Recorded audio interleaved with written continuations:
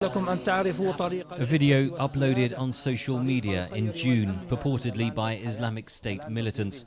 In a British accent, one of the men, who identifies himself as a British citizen named Abu Dujana al-Hindi, calls on other Muslims to come to Syria to fight.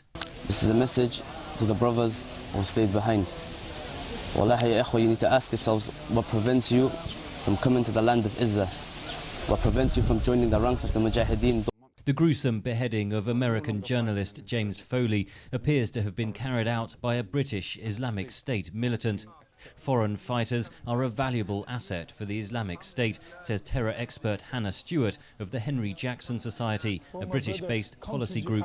They might not be the best fighters, but they are the best people in an information war. You can put them on camera and recruit widely from among Muslims in Western Europe. That James Foley's killer had a British accent was no accident, says American filmmaker Bilal Abdul Karim, who has documented the rise in foreigners fighting in Syria. He was interviewed via Skype. When Brits or Europeans or Westerners appear in the group, they're very keen to put them on camera so that they can push their narrative. The reason why a British voice was used for this is because they knew the impact that a British voice would make.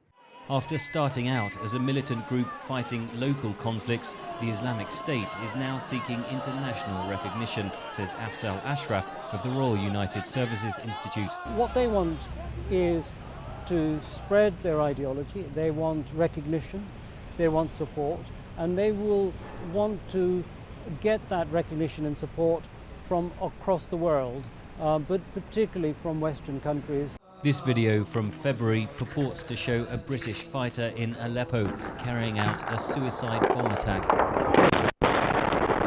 Britain has been slow to counter extremist ideologies, says Haris Rafiq of the counter-extremism group the Quilliam Foundation. London, historically over the last few decades, has had Islamist ideology from groups like the Muslim Brotherhood being taught openly without being challenged. Authorities in Britain and the United States are trying to identify James Foley's killer.